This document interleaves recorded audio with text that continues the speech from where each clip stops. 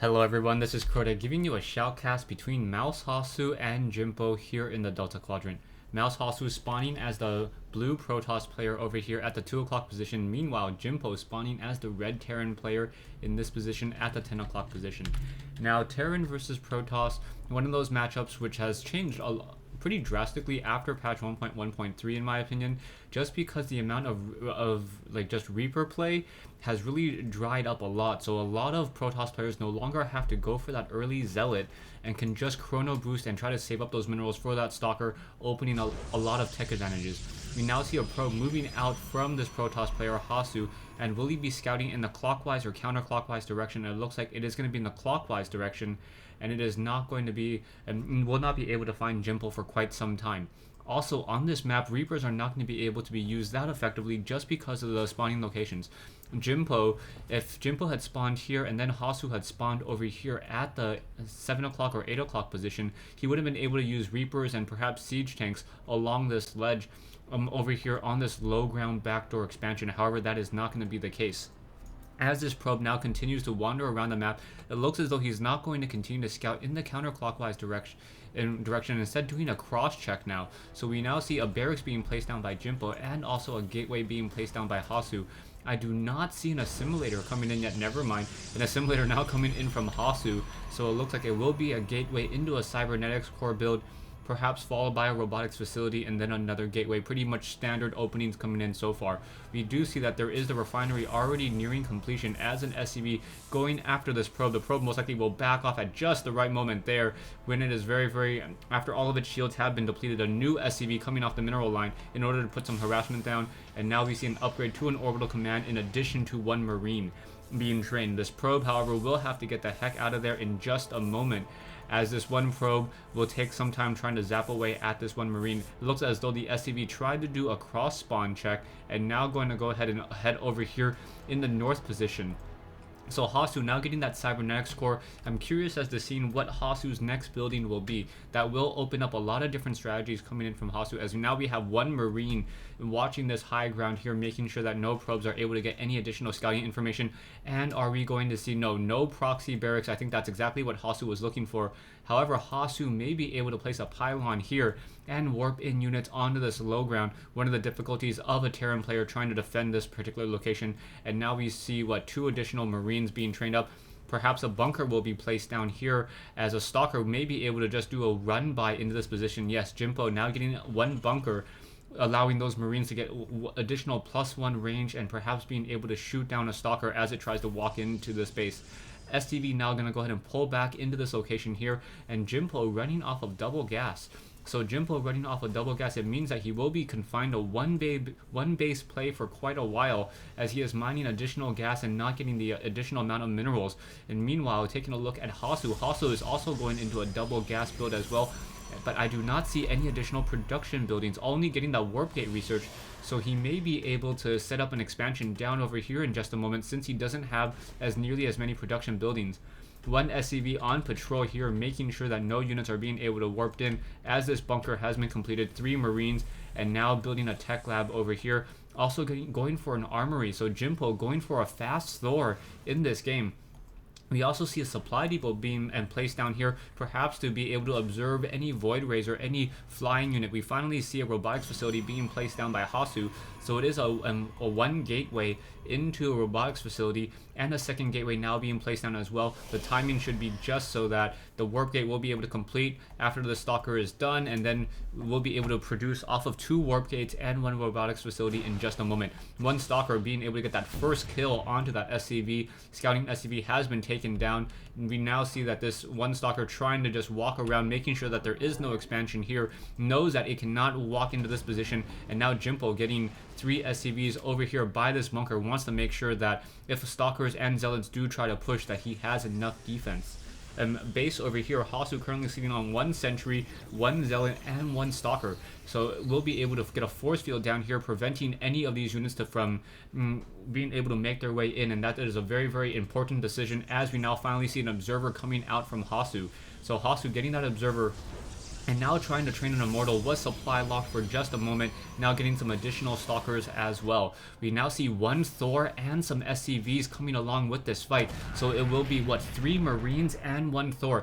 The strength of the Thor in this particular situation is the fact that this Thor is a massive unit, so if a sentry tries to place down a force field, the Thor will simply be able to knock it down very quickly. One of the strengths, and we also see the 250mm strike cannon being researched by that Thor.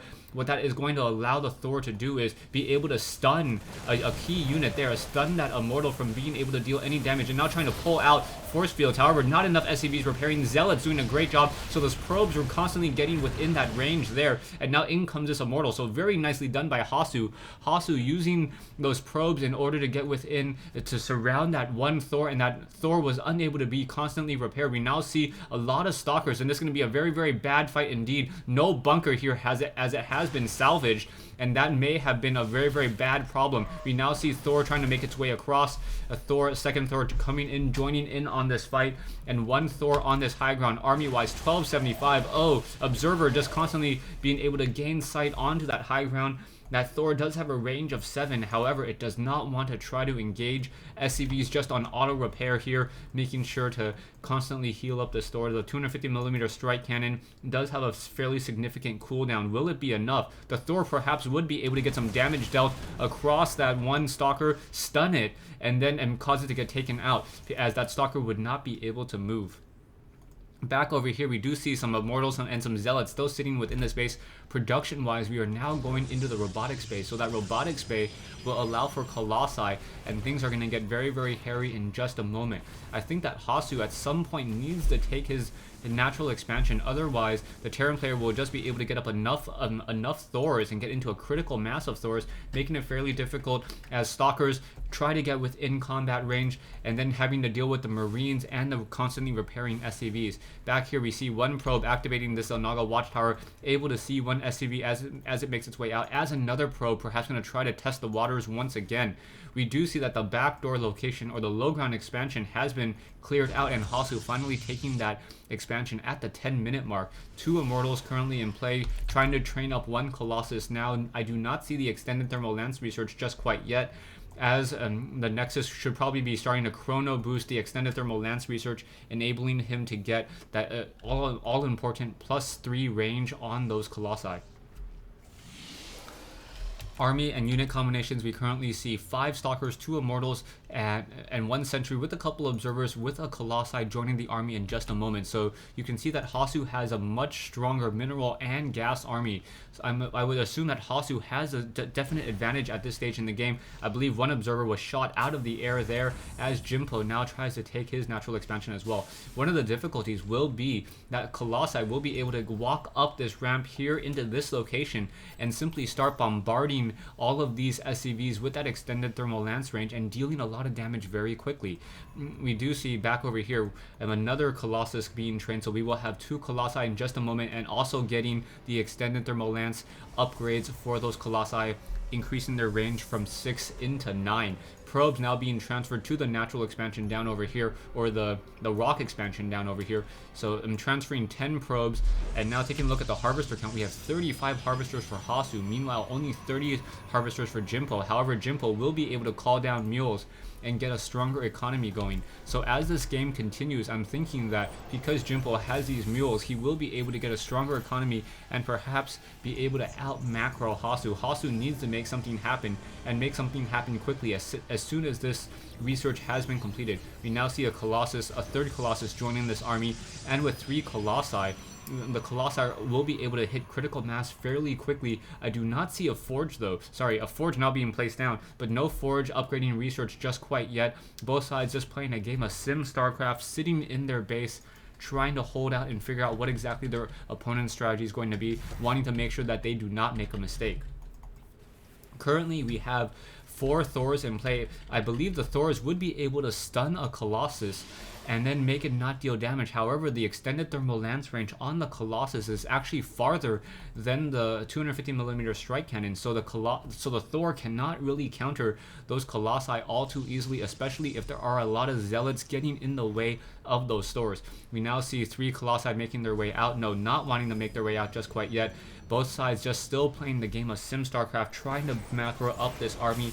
However, Hasu has not really gotten a strong advantage over Jimpo just quite yet. It's been about a 900 mineral difference consistently. We now also see 1 Raven in the air, and now we also see a lot of starports. So he may be transitioning into a mass Banshee army, and I like this play as Banshees deal more damage per second against those Colossi. If you have something to deal with these Stalkers, and these Immortals will be able to deal with those Stalkers fairly easily. We do see 1 Observer quickly trying to come into play. However, the Raven in the air able to shut it down.